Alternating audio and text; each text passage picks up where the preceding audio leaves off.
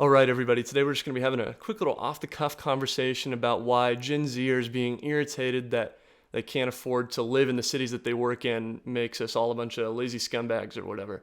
Let's get right into that. It all really started with this tweet or I still don't really know what to call it honestly, but it started with this here, this post of this person named In the Misery saying, "OMG, poor baby has her first job. Like, she has to commute. Like, she has to cook dinner. Like, no time or energy to work out. Like, she's working in person and not remote. Like, she has to work 9 to 5. What?"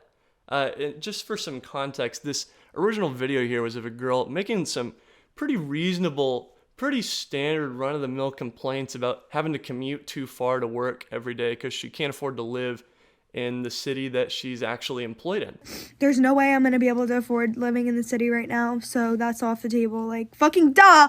If I was able to walk to work and it'd be fine, but I'm not. So it literally takes me, like, I leave here, like, I get on the train at 7:30, and I don't get home till, like, 6:15 earliest, and then, like, I don't have time to do anything. And I know it could be worse. I know I could be working longer, but, like, I literally get off, it's pitch black, like, I don't have energy. How do you have friends? Like, how do you have time to, like, meet like a guy? I don't know. Like, how do you have time for like dating? Like, I don't have time for anything, and I'm like so stressed out. So first off, isn't this reply just kind of ghoulish? I mean, it's just very mean-spirited, and I think this is just an internet reaction. I think this is the kind of reaction that you'd only really see on the internet, where someone's just bearing their soul. They're making some pretty run-of-the-mill complaints about how much they don't like their commute and how they're irritated that they don't get paid enough to live in the city where they work.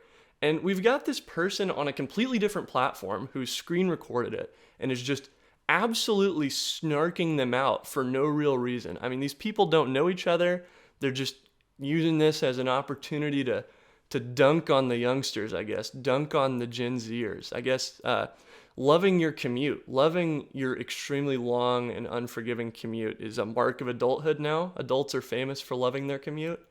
I don't know. I think the overwhelmingly infantilizing response that this video got is shocking. It's really shocking how much they missed the point.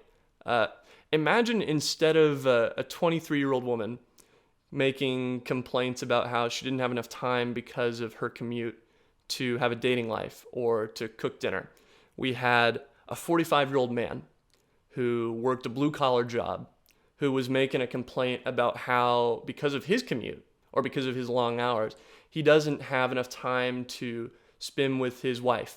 He doesn't have enough time to take her out once a week to Olive Garden or whatever, or doesn't have enough time to spend with his kids, doesn't have enough time to build a relationship as a father.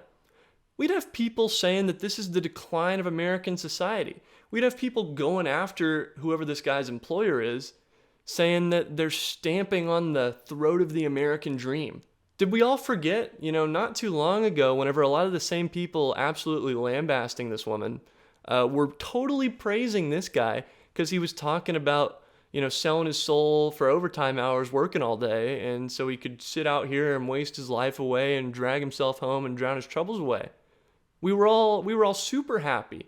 This guy was an American hero for about 3 weeks, but, he's a vaguely conservative-coded man with a beard and playing an emotional song on the guitar, and this is a young woman on TikTok crying. And so I guess, he gets the respect and she gets lambasted. This is something that's been complained about for a long time. Do we remember Office Space? That was a great movie. Ends with the guy who hates his job blowing up a building. Do we remember Fight Club? Do we remember anything about Fight Club except for how cool Brad Pitt looked? Because that movie also starts with a guy who hates his life as a consumer and corporate drone, and he ends up blowing up buildings. But those guys are, cool Sigma males. But this woman who's upset that she feels like, her life now revolves around her commute is, a sad, pathetic Gen Zer. I don't know. I don't like it. I recognize that it is the sovereign duty of every older generation to call every younger generation soft or whatever. That's just how it is. And I also recognize that there's this whole cottage industry of accounts that absolutely feasts on any opportunity to dunk on the youngsters for whatever reason. But I think we should try and exercise some critical thinking skills and some empathy here and realize that she's not complaining about having to work. She's complaining about not being paid enough at her job that she can afford to live in the same city as her job. And in what world is that not a reasonable complaint? I also think that people should be able to afford to live in the city in which they work. Unfortunately, the oldsters have stood in the way of building more houses at basically every opportunity because it's going to affect their property value. So instead, we are banished to the exurbs in the suburbs. But I guess that's life. That's life according to the Twitter boomers. Okay, well, thanks for joining me. This has been an interesting little rant. I hope you enjoyed it. I'd appreciate it if you'd like and subscribe if you'd like to see more content like this, or if you'd like to see some more structured content. Feel free to check out the rest of my channel. Thanks. Have a good day.